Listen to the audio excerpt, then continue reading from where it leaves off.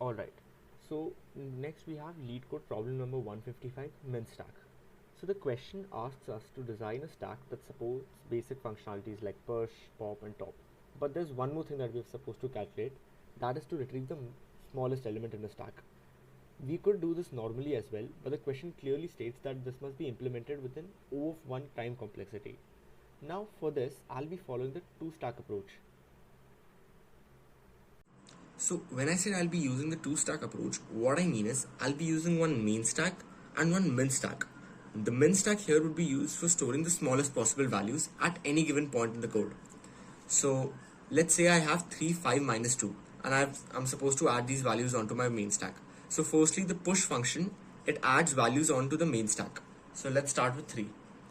As I push 3 onto the main stack, now at every given point, so let's say over here 3, I check it with the min stack. Since min stack here is empty, so obviously for the first value, the topmost element of the min stack would be 3.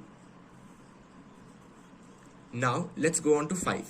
As I push 5 onto the main stack, we know that 5 is greater than 3. So we'll make no changes to the min stack. In other words, we don't add anything onto the min stack and just add 5 onto the main stack. Now let's move on to minus 1. This acts like our breaking point in a given function. So what minus 1, since minus 1 is smaller than 3, we push minus 1 into our main stack.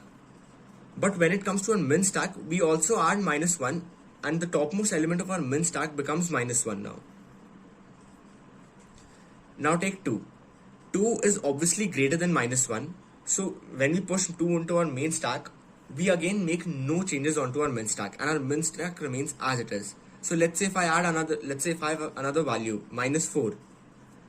Again, we push minus 4 onto our main stack.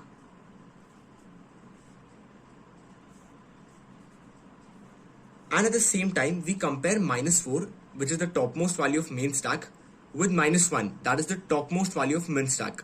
Since minus 4 is smaller than minus 1, we add the topmost value of main stack to topmost value, and the topmost value of main stack becomes the topmost value of min stack.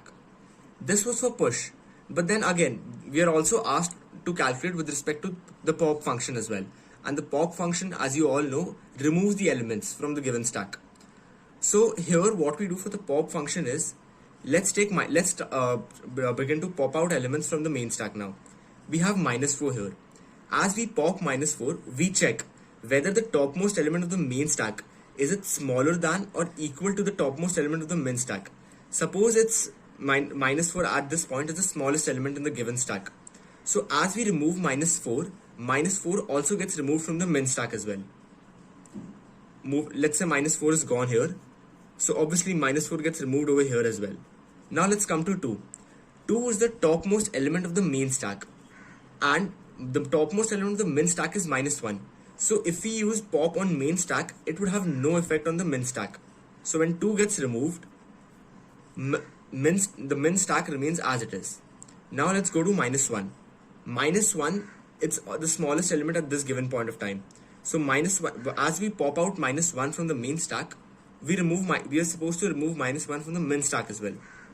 So minus 1 gets removed. Now let's go to 5.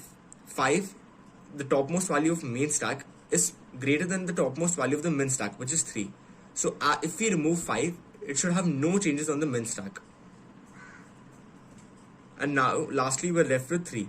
3 is obviously equal to 3, and the topmost element of the main stack is the smallest point at this, is the smallest value at the given point. So if we were to remove if we were to remove 3, it would have an effect on the min stack as we remove 3 as well.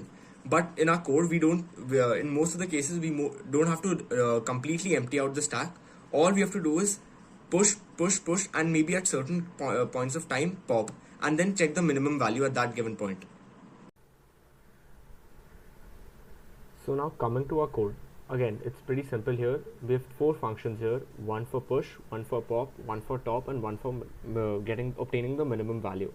So push and pop, since we're just making changes to the stack and we're not exactly displaying any output, so they're void functions here. And again, as defined earlier, so let's take a look at push function first. You keep on adding values to the main stack as explained earlier, and then you check accordingly whether the topmost value of main is it smaller than or greater than min, the topmost value of min stack, and accordingly make changes to the min stack. Same thing goes for pop as well, and the same thing goes for top and get min. And obviously, since the min stack stores the values, since the min stack stores all the minimum values, for getting the minimum value you return it from the min stack and not the main stack. And the same thing goes for the top function as well, because we're constantly updating our main stack, right? So that's why in order to obtain the topmost value at any given point of time, the current value at any given point of time can be obtained only from main stack.